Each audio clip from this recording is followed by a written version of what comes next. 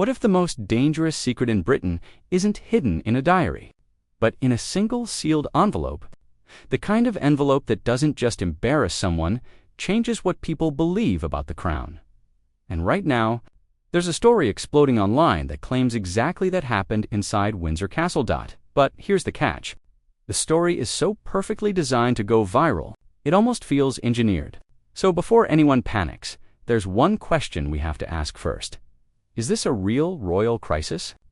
Or the internet's favorite kind of fairy tale one that sounds true, because it uses just enough truth to fool you? Because the Windsor DNA Vault claim has everything: a restricted archive, a late Queen's personal seal, hidden test results, and one terrifying imprecation: Prince George's future. It reads like a thriller, and that's exactly why it spreads.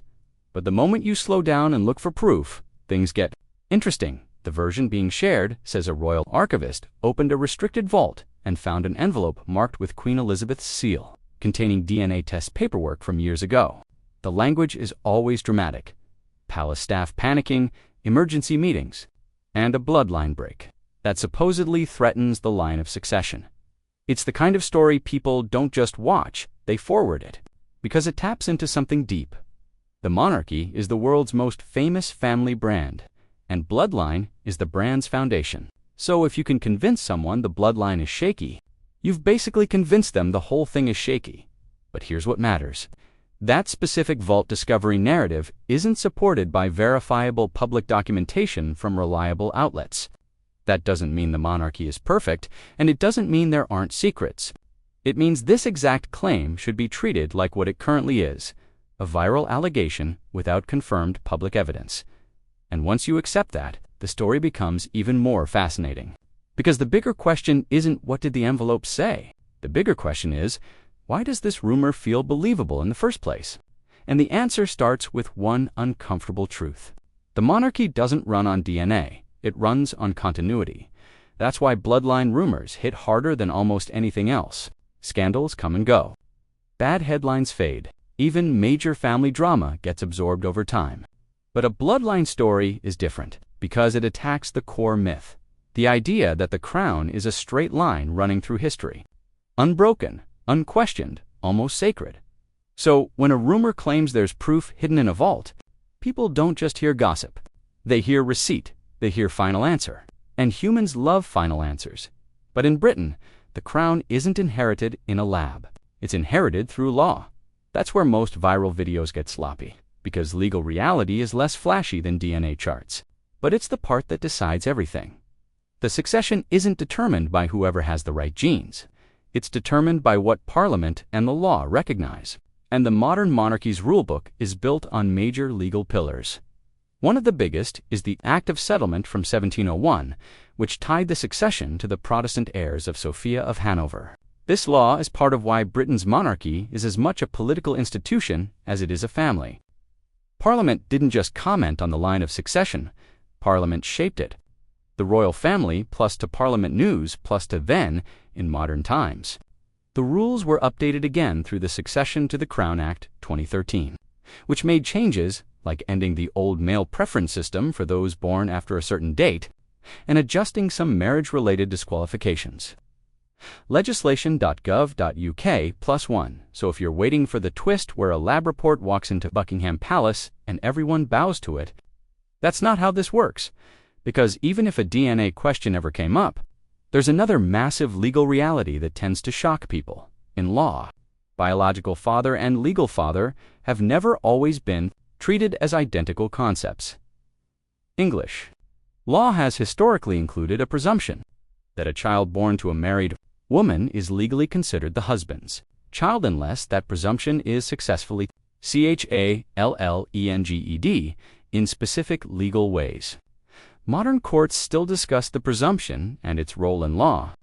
Courts and tribunals, judiciary, and that matters for one reason. It's a built-in stability system.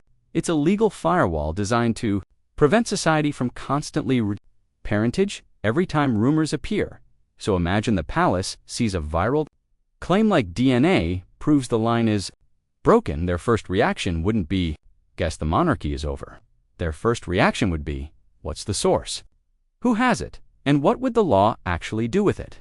because if something truly serious emerged, the real battlefield would be public trust and political consequences, not genetics.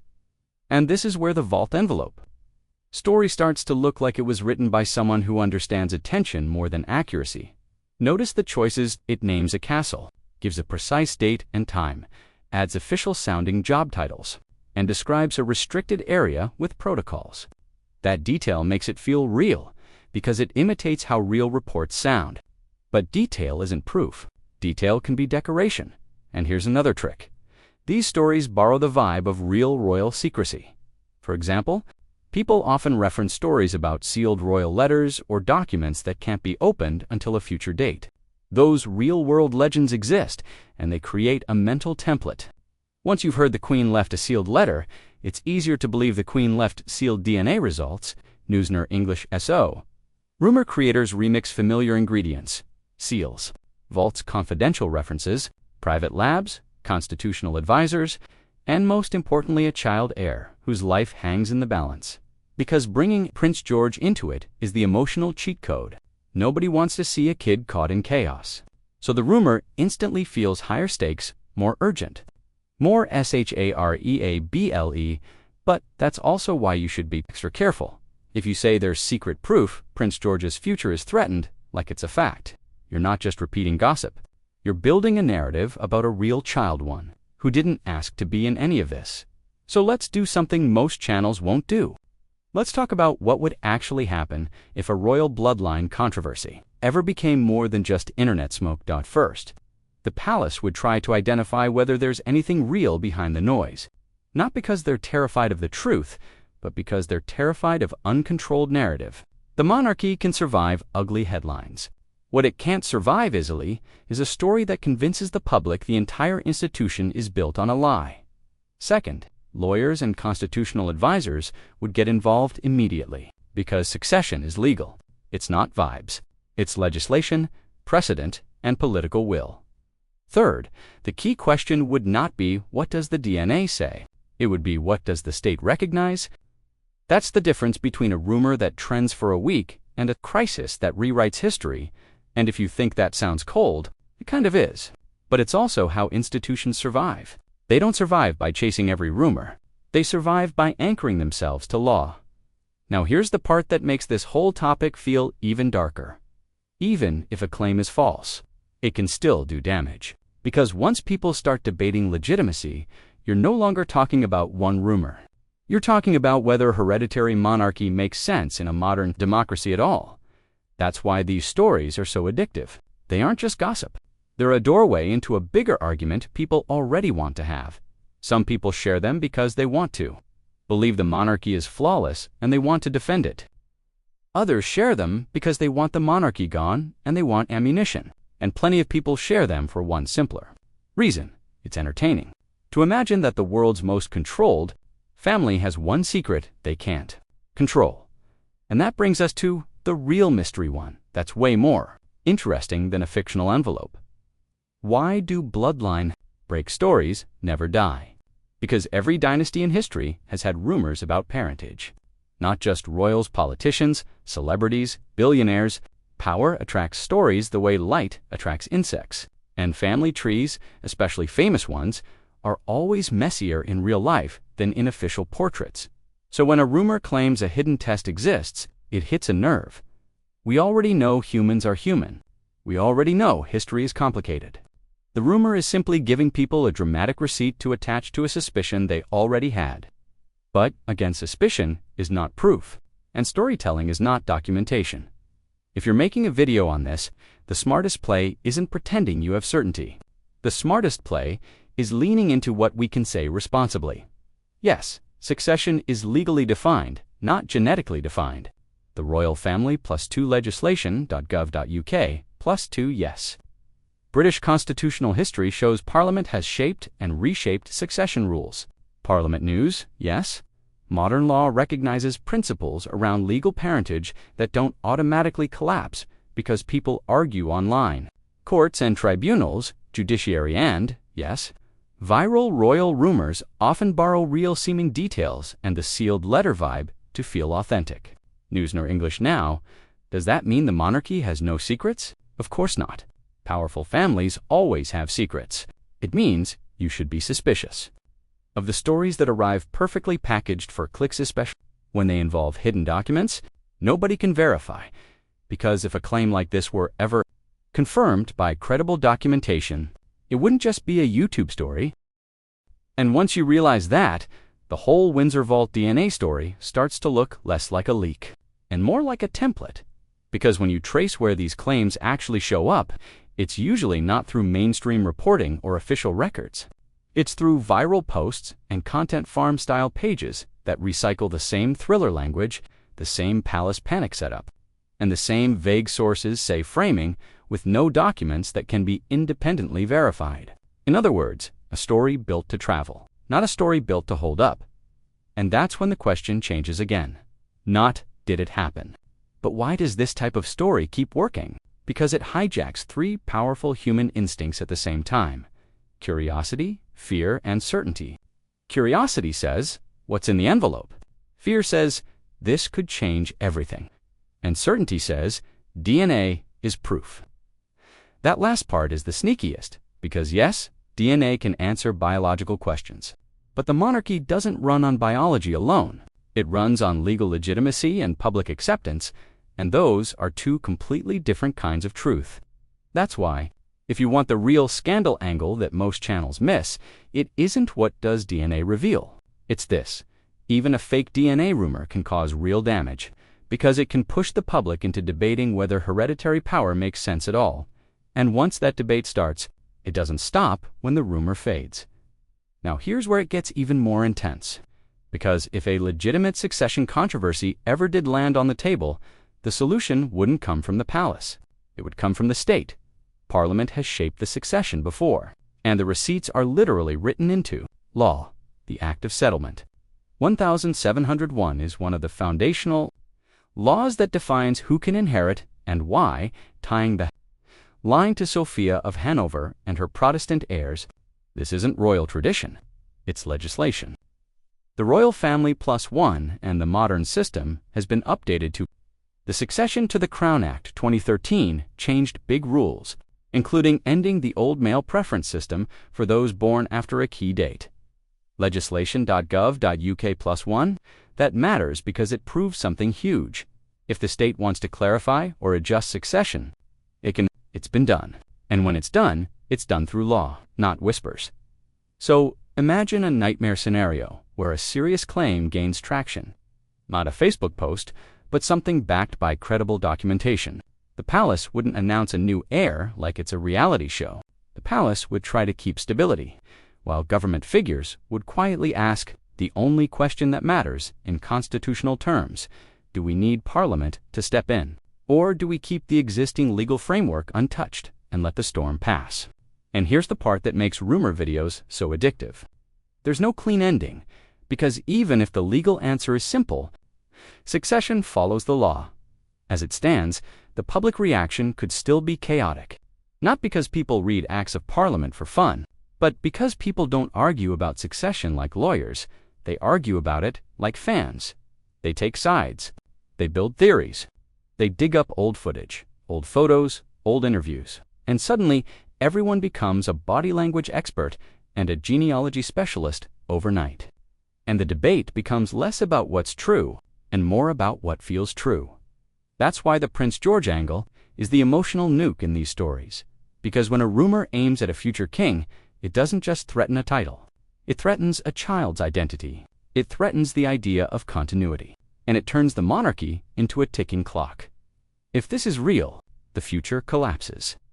But here's the reality check that makes the ending hit harder. Prince George's position in the line of succession is a matter of law and established order. And changes to that order would be political and legal, not something a single hidden document can automatically rewrite overnight. Legislation.gov.uk+1. So why do people keep believing the vault envelope story anyway? Because it's built like a perfect retention machine. It starts with Authority Windsor, Castle, Restricted Vault, Queen's, Seal. It adds specificity. It introduces a forbidden object, sealed results. Then it teases a consequence, George's future. And finally, it threatens a big system constitutional crisis. It's a funnel designed to make you feel like you're watching history unfold in real time. And once you see the formula, you start noticing it everywhere, not just with royals, but with celebrities, billionaires, athletes, anyone whose image depends on a clean story, which leads to the uncomfortable twist. The real power of these rumors isn't that they prove anything, it's that they teach millions of people to view institutions as unstable and to treat viral storytelling as evidence. That's the modern crisis, not DNA, not envelopes, not even palace secrets. It's the fact that belief is now crowdsourced, and it changes faster than truth can catch up. So if you're making content in this niche, here's how you keep it high retention without crossing into presenting rumors as fact. You lean into the mystery, but you frame it honestly. You say, this claim is spreading. You say, here's why people believe it. You say, here's what the law actually says. You say, and here's what would likely happen if it were ever real. That's how you keep viewers hooked and stay protected, because the second you present unverified claims as confirmed, you're building your whole video on a crack in the floor. And the internet loves nothing more than watching someone fall through it. Because the next chapter of this story isn't what was in the envelope. The next chapter is who benefits from the rumor spreading and who's trying to turn public trust into a weapon. And that's where things get really DMN interesting. If you want, I can continue by turning this into a full 6 to 8 section script with stronger hooks and cleaner transitions. But since you said continue, just tell me, do you want the continuation to lean more debunk explicable, or more mysterious thriller style, while clearly labeling everything as unverified claims? And here's where the story quietly turns from royal mystery into something much bigger. Because once rumors like this take hold, they don't stay contained to palaces or archives. They spill outward into public trust. And that's the part nobody in those viral clips ever says out loud. The monarchy doesn't survive because every detail of its history is flawless. It survives because enough people accept the framework. The moment belief cracks, the institution has to work twice as hard to justify itself. And stories like the sealed DNA envelope don't need to be true to do damage. They just need to feel plausible. That's why palace insiders, if a real crisis ever emerged, wouldn't rush to explain every detail. They'd do the opposite. They'd slow everything down. They'd focus on containment, not confession. Because in constitutional systems, panic spreads faster than facts. And the most dangerous thing about DNA-based rumors is that they sound final. Science feels absolute. It feels like the end of debate. But history has never worked that way. Power has always been shaped by law, recognition, and force, not by microscopes. So when people online say, if the DNA doesn't match, it's over, they're unknowingly projecting modern logic onto centuries-old systems that were never designed to function that way. That mismatch creates fear, and fear creates clicks. Now, imagine being inside the royal family while this kind of narrative circulates. Not responding looks suspicious. Responding looks like confirmation. That's the trap. Any statement, no matter how carefully worded, risks turning speculation into something official. And once something feels official, it stops being rumor and starts being a controversy, one that news outlets, political figures, and commentators are suddenly forced to address. That's why silence, as frustrating as it looks from the outside, is often the chosen strategy. Not because there's something to hide, but because acknowledging a rumor can give it a legitimacy it never had on its own. And that brings us back to Prince George, the emotional core of this entire narrative. Because the moment a story frames a child as the potential victim of hidden truths, people stop thinking rationally. They react emotionally. They imagine stolen futures, broken destinies, a life shaped by secrets. And that's exactly why these stories keep centering on him. Not because he's at risk, but because he represents continuity, the future, the next chapter. If you can make people believe the future is unstable, you've made the present feel fragile, too. But here's the reality that rarely gets airtime, even in the most extreme hypothetical scenarios. Children are not stripped of identity or status overnight. Institutions bend to protect stability, not destroy it, especially when public confidence is on the line, which leads to the quiet Truth beneath all of this noise. The monarchy's biggest challenge isn't a hidden document. It's living in an era where stories move faster than verification, where dramatic language outruns nuance, where speculation gets mistaken for investigation, and where mystery content blurs into misinformation if you're not careful. That's why the smartest creators in this space don't claim certainty. They build tension without crossing the line. They keep viewers engaged by asking the right questions, not by inventing answers. Questions like, why do people crave secret-proof stories about powerful families? Why does DNA feel more convincing than law or history? Why do we trust viral specificity more than boring legal reality? Those questions keep viewers watching longer than any fake envelope ever could. And the final irony,